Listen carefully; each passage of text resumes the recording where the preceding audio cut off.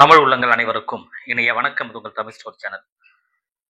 Tamil Nadu medical செலெக்ஷனுடைய நமக்கு இந்த கவுன்சிலிங் ப்ராசஸ் அப்படின்றது மிக மிக முக்கியமான ஒன்று. ஸோ இந்த கவுன்சிலிங் ப்ராசஸில் நீங்கள் சாய்ஸ் ஃபில் பண்ணிவிட்டு இந்த ரவுண்ட் 1, ரவுண்ட் 2, ரவுண்ட் 3, ரவுண்ட் 4 அப்படின்னு சொல்லிட்டு அந்த 4 ரவுண்டும் என்னென்ன விஷயங்கள்லாம் நடக்கும் அப்படின்றதையும் கூடவே வந்து இந்த ஃபீஸ் அப்படின்னு பார்க்கும்பொழுது நிறையா ஃபீஸை சொல்கிறாங்க. இதெல்லாம் என்னென்னா விஷயங்கள் இருக்குது, எவ்வளோ தான் ஃபீஸை கட்டுறது அப்படின்ற அனைத்து விதமான ஃபுல் இன்ஃபர்மேஷன் இந்த வீடியோவில் உங்களுக்கு கண்டிப்பாக கிடைக்கும். அபவுட் கவுன்சிலிங், மெடிக்கல் கவுன்சிலிங் தொடர்பாக. சரிங்களா? ஃபர்ஸ்ட் வந்து பார்த்தீங்கன்னா இந்த ஃபீஸை பற்றி நான் உங்களுக்கு சொல்லிடுறேன். ஃபீஸ் அப்படின்றது என்னென்னலாம் ஃபீஸ் வருதுன்னா, ரிஜிஸ்ட்ரேஷன் ஃபீஸ் ஆல்ரெடி நீங்கள் பே பண்ணியிருப்பீங்க அப்ளிகேஷன் போடும்பொழுது. இது இல்லாமல் கவுன்சிலிங் ஃபீஸ் அப்படின்றது ஒன்று வரும். அதுக்கப்புறம் வந்து செக்யூரிட்டி டெபாசிட் அப்படின்றது ஒரு ஃபீஸ் நீங்கள் பே பண்ணுறீங்க. இது இல்லாமல் வந்து டிஸ்கண்டினியூஸ் ஃபீஸ் அப்படின்னு ஒன்று இருக்கும். ரைட்டுங்களா? ஸோ இதெல்லாம் வந்து என்னென்ன விஷயங்கள், இதெல்லாம் எந்த நேரத்தில் அப்ளிகபிள், நாங்கள் எப்படி நான் பண்ணணும், யார் வந்து செக்யூரிட்டி டெபாசிட் கட்டணும், யார் டிஸ்கண்டினியூஷன் ஃபீஸ் வந்து பே பண்ணணும், அந்த மாதிரி நிறைய விஷயங்கள் இந்த வீடியோவில் இருக்குது. வீடியோ மேபி கொஞ்சம் பெருசாக இருந்தாலும் நீங்கள் கடைசி வரைக்கும் பாருங்கள், ரொம்பவே யூஸ்ஃபுல்லாக இருக்கும். ஃபர்ஸ்ட் வந்து பார்த்தீங்கன்னா தமிழ்நாடு மெடிக்கல் செலெக்ஷனுக்குரிய அப்ளிகேஷன் ப்ராசஸ் எல்லாமே போயிட்டு நீங்கள் ஒரு பக்கம் வந்து அப்ளிகேஷன் நீங்கள் நிறைய பேர் போட்டிருப்பீங்க. மேபி நீங்கள் தவறாக ஏதாவது ஃபில் பண்ணியிருந்தீங்கன்னு சொன்னால் நமக்கு கரெக்ஷன் விண்டோ அப்படின்னு ஒன்று வரும். வந்ததுக்கப்புறம் அதை பற்றி டீட்டெயிலான இன்ஃபர்மேஷன் உங்களுக்கு சொல்கிறேன். அந்த டைமில் நீங்கள் செஞ்ச தவறை வந்து சரி பண்ணுறதுக்கு உண்டான வாய்ப்புகள் இந்த இடத்துல கிடைக்கும். சரி, இது வந்து ஃபர்ஸ்ட்டு. அடுத்தது ஃபீஸ். ஃபீஸ் அப்படின்னும்போது நீங்கள் அப்ளிகேஷன் போடும்பொழுது நீங்கள் கவர்மெண்ட் கோட்டாவாக இருந்தால் 500 கட்டியிருப்பீங்க, மேனேஜ்மெண்ட் கோட்டாவாக இருந்தால் 1000 கட்டியிருப்பீங்க. ஸோ ரெண்டுமே சேர்த்து போட்டிங்கன்னா 1500 இது வந்து ரிஜிஸ்ட்ரேஷன் ஃபீஸ். அடுத்தது கவுன்சிலிங் ஃபீஸ் அப்படின்றது இப்போ நமக்கு வந்து பார்த்தீங்கன்னா ஃபர்ஸ்ட் இந்த அப்ளிகேஷன் ப்ராசஸ் கம்ப்ளீட் பண்ணதுக்கப்புறம் ரேங்க் லிஸ்ட் ரிலீஸ் பண்ணுவாங்க. ரேங்க் லிஸ்ட் வந்ததுக்கப்புறம் ரேங்க் லிஸ்ட்லேயே வந்து பார்த்தீங்கன்னா 7.5% தனியாக வரும். இது இல்லாமல் மேனேஜ்மெண்ட் கோட்டாக்கு தனியாக வரும், கவர்மெண்ட் கோட்டாக்கு தனியாக வரும். சரிங்களா? இந்த மாதிரி ரேங்க் லிஸ்ட்டே தனித்தனியாக பிரிச்சுருவாங்க. மைனாரிட்டி கோட்டாக்கெலாம் தனியாக வரும். எல்லாமே வந்து முடிஞ்சதுக்கு அப்புறமா கவுன்சிலிங் அப்படின்னு ஒரு டேட்டை கொடுத்து இந்த ரேங்க்ல இந்த ரேங்க்குள்ள இருக்கிறவங்க ஃபர்ஸ்ட் கவுன்சிலிங்ல நீங்க கலந்துக்கலாம் அப்படின்னு சொல்லிடுவாங்க. அதுக்கப்புறம் அந்த ஃபர்ஸ்ட் கவுன்சிலிங் நீங்க போய் பார்ட்டிசிபேட் பண்றதுன்றது என்னன்னா, ஆன்லைன்ல கம்ப்யூட்டர் ஓபன் பண்ணி அந்த சொன்ன டேட்டுக்குள்ள நீங்க உள்ள போய் உட்காந்து உங்களோட லாகின் பாஸ்வேர்ட் எல்லாம் உள்ள கொடுத்து உள்ள ஓப்பன் ஆனதுக்கு அப்புறம் நீங்க உங்களோட அங்கதான் வந்து பேமெண்ட் அப்படின்றது பண்ணணும். இதுதான் வந்து கவுன்சிலிங் ஃபீஸ் அப்படின்னு சொல்றது. இதுவுமே நீங்க கவர்மெண்ட் கோட்டாக்கு மட்டும்தான் நீங்க அப்ளை பண்றீங்க அப்படின்னா 500 கட்டினா போதும். மேனேஜ்மெண்ட் கோட்டா மட்டும்தான்னா 1000 பண்ணா போதும். அந்த கவுன்சிலிங் ஃபீஸ் அப்படின்னு சொல்றது. ரெண்டுமே நீங்க கவுன்சிலிங்ல கலந்துக்க போறீங்க அப்படின்னா 1500 நீங்க கட்ட வேண்டியது இருக்கும். இதுல எஸ்சி, எஸ்டி, எஸ்சி இவங்களுக்குலாம் வந்து ஃபீஸ் எக்ஸெப்ஷன் உண்டு. அவங்க கட்ட வேண்டிய வேலை இல்லை. அதாவது கன்வெர்டர் கிறிஸ்டின் உட்பட அவங்க கட்ட வேண்டியது வேலை இல்லை. ஃபர்ஸ்ட் இது முடிஞ்சது. இப்போ 2 வகையான ஃபீஸ் உங்களுக்கு சொல்லிட்டேன். ரிஜிஸ்ட்ரேஷன் பண்ணும்போது ஒன்று கட்டியிருக்கீங்க, கவுன்சிலிங் பண்ணும்போது ஒன்று. இந்த கவுன்சிலிங்குரிய ஃபீஸை கட்டிட்டீங்க, நீங்கள் சாய்ஸ் ஃபில் பண்ணுறீங்க. சாய்ஸ் ஃபில் பண்ணதுக்கப்புறம் உங்களுக்கு ஒரு சீட்டு அலர்ட் ஆகுது. இப்போ நான் பேசிட்டு இருக்கிறது ரவுண்ட் 1. சரிங்களா? Round 1 counselling. ரவுண்ட் 1ன்றத ஃபர்ஸ்ட் எடுத்தோன்னா அதுதான் நடக்க போகுது. ஸ்போர்ட்ஸ் கோட்டா ஃபர்ஸ்ட் நடக்கும். அதுக்கப்புறம் வந்து ஜென்ரல் கவுன்சிலிங்கில் ஃபர்ஸ்ட் ரவுண்ட் அப்படின்றது ஃபர்ஸ்ட் ரேங்க்ல இருந்து இன்னும் ஒரு குறிப்பிட்ட ரேங்க் வரைக்கும் இருக்கிற மாணவர்கள் இந்த தேதியிலிருந்து இந்த தேதிக்குள்ள நீங்கள் ரெஜிஸ்ட்ரேஷன் ஃபீஸை கட்டி சாய்ஸ்லாம் ஃபில் பண்ணி சாய்ஸை லாக் பண்ணணும்னு ஒரு டேட்டை கொடுத்துருவாங்க. இந்த டேட்டுக்குள்ள நீங்கள் அந்த வேலையை பண்ணணும். அப்போ சாய்ஸ் ஃபில் பண்ணுறதுன்றது தான் இதுதான் வந்து இங்கே கவுன்சிலிங் அப்படின்னு சொல்கிறது. நீங்கள் இந்த காலேஜ் வேணும், இந்த காலேஜ் வேணும், செகண்ட் வேணும், தேர்ட் வேணும்னு சொல்லி என்னென்னலாம் முடிவு பண்ணுறீங்களோ முடிவு பண்ணதுக்கு அப்புறமா இந்த சாய்ஸ் ஃபில்லிங்கிறத டீட்டெயிலான ஒரு வீடியோ நான் ஏற்கனவே உங்களுக்கு கொடுத்துருக்கேன். மேபி நீங்கள் பார்க்கலாம், அந்த வீடியோ பாருங்கள். டிஸ்கிரிப்ஷனில் முடிஞ்சால் லிங்க் கொடுக்குறேன், இல்லைன்னா கார்டில் கூட நான் கொடுக்குறேன், செக் பண்ணி பாருங்கள். எப்படி அந்த சாய்ஸ் ஃபில்லிங்கிறது எந்த மாதிரிலாம் அரேஞ்ச் பண்ணி நம்ம பண்ணலான்றது ஒரு வீடியோ நான் கொடுத்துருக்கேன், செக் பண்ணி பாருங்கள். இப்போ அந்த சாய்ஸ் ஃபில் பண்ணி முடிச்சதுக்கு அப்புறம் நீங்க கேட்ட காலேஜ் உங்களுக்கு கிடைக்கிறதா நம்ம எடுத்துப்போம். ஃபர்ஸ்ட் ரவுண்ட்ல உங்களுக்கு கேட்ட காலேஜ் கிடைச்சிருச்சு. நீங்க வந்து அந்த காலேஜில் போய் சேர்றீங்க. சேரும்போது உங்க அட்மிஷன் ப்ராசஸை கம்ப்ளீட் பண்ண போறீங்க. அதற்கு முன்பா இந்த இடத்துல டியூஷன் ஃபீஸ் அப்படின்றத பே பண்ணிட்டு தான் நீங்க அலாட்மெண்ட் ஆர்டரை டவுன்லோட் பண்ண முடியும்.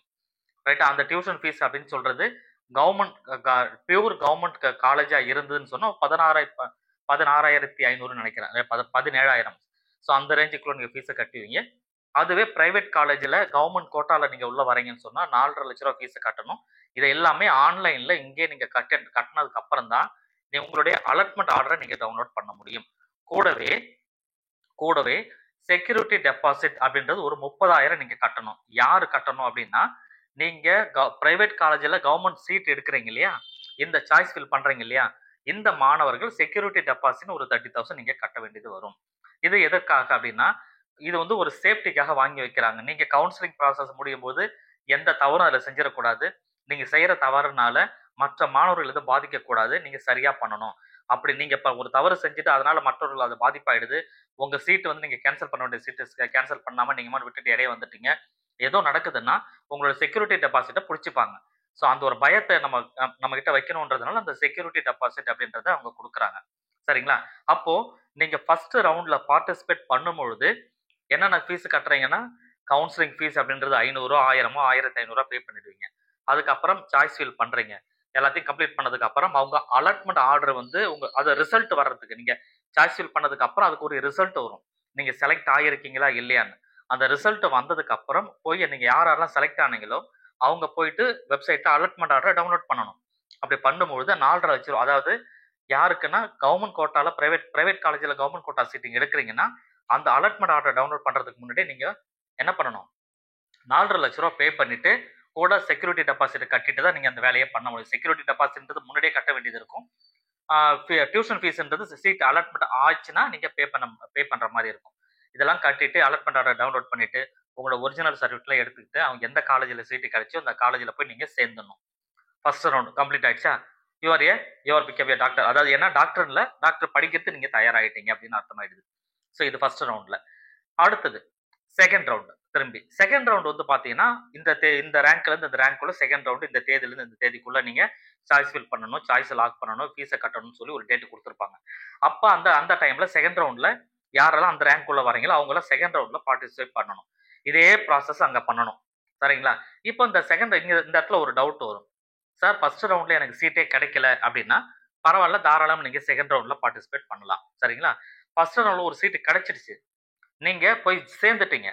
சேர்ந்ததுக்கு அப்புறம் அந்த காலேஜ் உங்களுக்கு பிடிக்கல, பிடிக்கல அப்படின்னு எடுத்துப்போம். நான் வேற காலேஜ் சேரணும்னு நினைக்கிறீங்க அப்படின்னு சொன்னா நீங்க என்ன பண்ணலாம், ரீ அலாட்மெண்ட் அப்படின்னு சொல்றது கொடுக்கலாம்.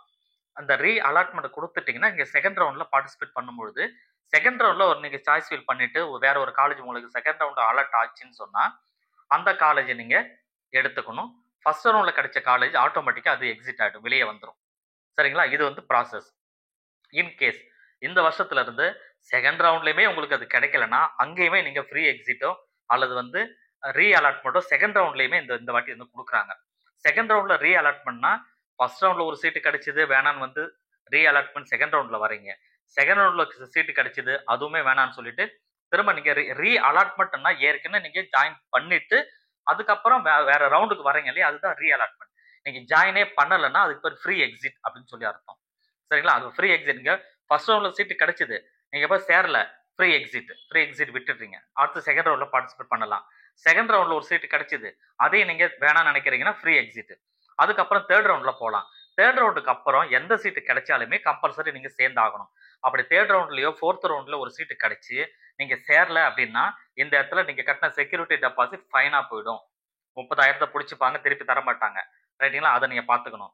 இது இல்லாம தேர்ட் ரவுண்ட்ல ஒரு சீட்டு கிடைச்சிருச்சு, ஆனா அந்த சீட்டை வந்து ஒரு குறிப்பிட்ட டைம்க்குள்ள, அதாவது ஃபோர்த் ரவுண்ட் ஆரம்பிச்சிருச்சு, அதுக்கப்புறம் போயிட்டு நீங்க உங்களோட தேர்ட் ரவுண்ட் சீட்டு நீங்க எனக்கு எம்பிபிஎஸ்ஸே வேணாம் நான் வெளியே வந்துடுறேன்னு நினைச்சீங்கன்னா அந்த இடத்துல தான் 1 லட்ச ரூபா நீங்க வந்து பே பண்ண வேண்டியது வரும். இது வந்து டிஸ்கண்டினியூஷன் ஃபீஸ் அப்படின்னு சொல்லுவாங்க.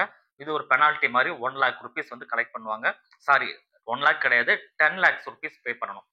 10 லேக் ருபீஸ் நீங்க பே பண்ணிட்டு தான் வெளியே வரணும். இது எல்லாமே டோட்டலா நமக்கு நஷ்டமாயிடும்.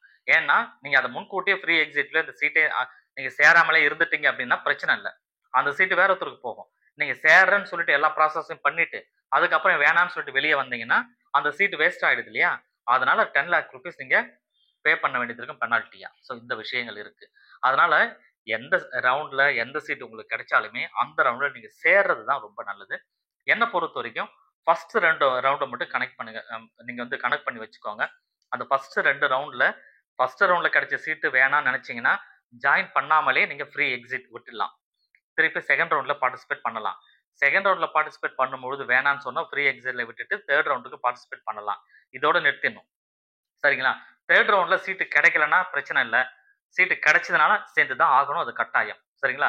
நீங்க வந்து ஃபர்ஸ்ட் ரவுண்ட்ல ஒரு சீட்டு கிடைச்சது, செகண்ட் ரவுண்ட்லயும் கிடைச்சது, ஃபர்ஸ்ட் ரவுண்ட்ல விட்டுட்டு செகண்ட் ரவுண்டுக்கு வந்துட்டீங்க. செகண்ட் ரவுண்ட்ல ஒரு சீட் கிடைச்சது.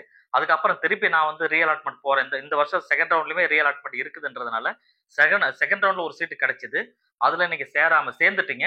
சேர்ந்துட்டு திருப்பி என்ன பண்ணுங்க ரீஅலாட்மெண்ட் போறீங்க அப்படின்னு சொன்னா, தேர்ட் ரவுண்ட்ல நீங்க கம்பல்சரி எது கிடைச்சாலுமே சேர்ந்தாகணும். அப்படி சேரலன்னா ஃபைன் வந்துரும் அப்படின்னு நீங்க புரிஞ்சுக்கங்க. சரிங்களா? இப்ப நான் சொன்னது ஓவராலா ஒரு அவுட்லுக் மட்டும் தான் உங்களுக்கு சொல்லியிருக்கேன். ஓவராலா ஒரு அவுட்லுக் மட்டும் சொல்லியிருக்கேன். இப்ப என்ன இந்த இடத்துல நீங்க தெரிஞ்சுக்க வேண்டிய விஷயமே என்ன அப்படின்னா, எந்த ரவுண்ட்ல எந்த சீட் கிடைச்சாலுமே மேக்ஸிமம் அந்த சீட்ட நீங்க எடுக்கிற மாரி பார்க்கணும். காரணம் என்ன அப்படின்னா, சாய்ஸ் ஃபில்ன்றத நீங்க தான் குடுக்க போறீங்க. ரைட்டுங்களா? எனக்கு கவர்ன்மென்ட் காலேஜ் தான் வேணும்னா, ஃபர்ஸ்ட் வரிசையா 36 கவர்ன்மென்ட் மெடிக்கல் காலேஜ் குடுத்துருங்க. அதுக்கப்புறம் பிரைவேட் மெடிக்கல் காலேஜ்னா, பிரைவேட் மெடிக்கல் காலேஜ் குடுத்துருங்க. பிரைவேட் மெடிக்கல் காலேஜ்க்கு ரூ. 4,50,000 ஃபீஸ் டியூஷன் ஃபீஸ் மட்டும் தான். ஆனா, நியர் பை 7 டூ 8 லேக்ஸ் மட்டும் பெர் இயர்க்கு கம்பல்சரி வரும்.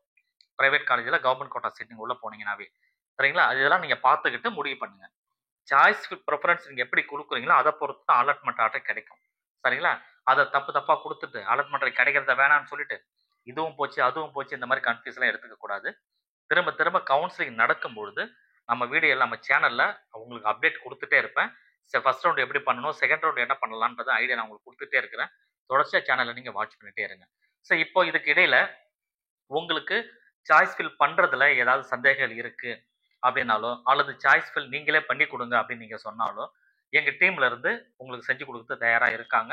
அதற்கு மேபி நீங்க சம் அமௌண்ட் வந்து ஒரு சின்ன அமௌண்ட் நீங்க பே பண்ற மாரி தான் இருக்கும். ஏன்னா, இது உங்கள மாரி நெறைய பேர் வருவாங்க. எல்லாருக்கும் டைம் ஒதுக்கி அத பண்ணணும் அப்படின்றதுனால, அந்த மாரி தேவைப்பட்டுதுன்னு சொன்னா, இந்த வீடியோக்கு கீழ ஒரு கூகுள் ஃபார்ம் குடுக்குறேன். அந்த கூகுள் ஃபார்ம நீங்க ஃபில் பண்ணிட்டு, என்ன வேணும்ன்றத அந்த டிஸ்கிரிப்ஷன் பாக்ஸ்ல நீங்க டைப் பண்ணிட்டு, சேவ் பண்ணி வச்சீங்கன்னா, எனக்கு வரும். வந்ததுக்கப்புறம் அத பார்த்துட்டு டீம்ல இருந்து உங்கள கான்டாக்ட் பண்ணி டீட்டெயிலா பேசிப்பாங்க. சரிங்களா? ஸோ இந்த விஷயங்கள கவனமா நீங்க செய்யுங்க. கவனமா செஞ்சீங்கன்னா, நிச்சயமா கண்டிப்பா உங்க எம்பிபிஎஸ் சீட் மிஸ் ஆகாம கிடைக்கிறதுக்கு உண்டான வாய்ப்புகள் இந்த இடத்துல உங்களுக்கு கிடைக்கும். தேங்க் யூ ஃபார் வாட்சிங்.